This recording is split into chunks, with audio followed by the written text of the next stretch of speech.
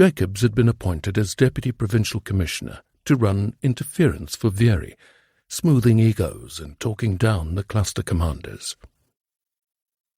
What seemed to have evolved was a highly networked, if occasionally disorganized, operation, which worked much more effectively than the stodgy clusters at bringing together information and acting on it.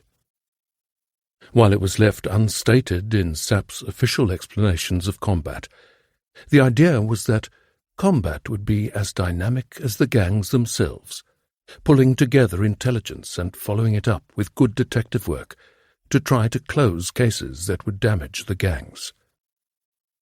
But it was essentially an information and activity network that operated parallel to ordinary policing structures.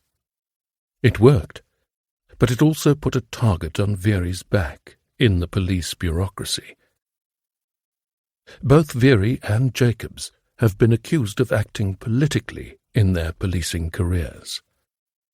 Their struggle background raised questions as to whether they had acted in the interests of the ANC or as impartial enforcers of the law. When the ANC was in power in the Western Cape, the then Democratic Alliance DA Mayor of Cape Town, Helen Zille, made accusations that both Vieri and Jacobs had either given instructions for or been involved in her arrest.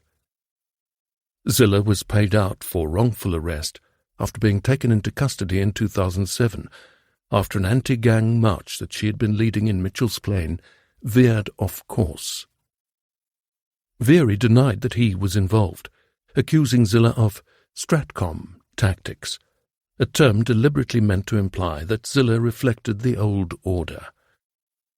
Either way, arresting the mayor in a protest whose objective most citizens had sympathy for would prove to be a career-limiting move for Vieri. The relationship between Zille, who was later to assume the premiership of the Western Cape, and Vieri has remained frosty, inflamed by several incidents over the years. The tension between the two, and between Vieri and the DA, has festered on.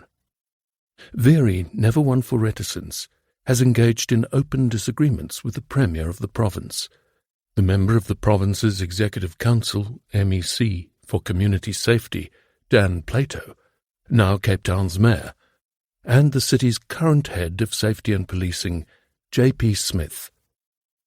Vieri's public persona is in many ways unprecedented in South African policing, either before or after apartheid.